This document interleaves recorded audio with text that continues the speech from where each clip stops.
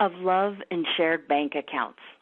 I recently led a discussion about relationships and money, how to blend and end your finances with someone else. Questions were asked, and there were some interesting conversations going on in the room. Then a few weeks ago, a longtime reader of Quick Tips asked me about shared bank accounts.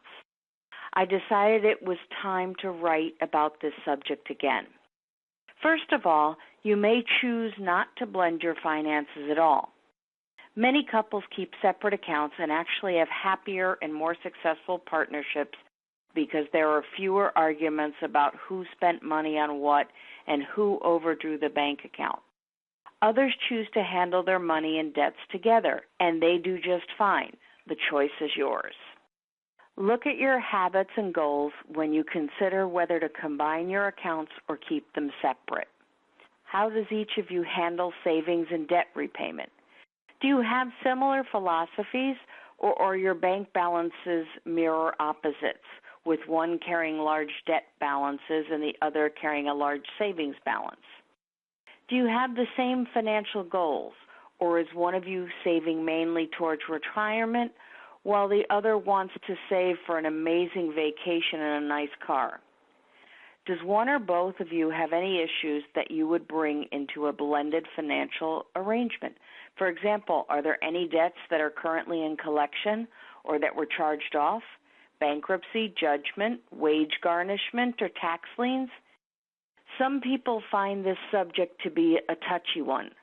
I even receive angry comments on my blog by someone who insisted that married people should share everything equally. But keeping separate accounts isn't about holding out or being less in love. Sometimes it's about protecting each other and making decisions that will carry you furthest towards your mutual goals. If you have separate accounts, how do you split your expenses? Most people assume 50-50, but there are other options. You could choose different percentages based on income, family size, habits, and hobbies. For example, if you had shared custody of your 3 kids with a former partner, then you might pay a high percentage of the food bill. If your hobby raises the electric bill, gaming, woodworking, sewing, then you might pay a higher percentage of the utilities. You can divide up the bills where one of you pays for this expense and the other pays for that expense. The choices are as varied as the couples that make them. The bottom line is that you need to make informed choices that are right for you individually and as a couple. Money is the biggest source of friction in relationships. Have the conversation before you get married or move in together so you know what to expect ahead of time. If you're already living together, it's not too late to make changes.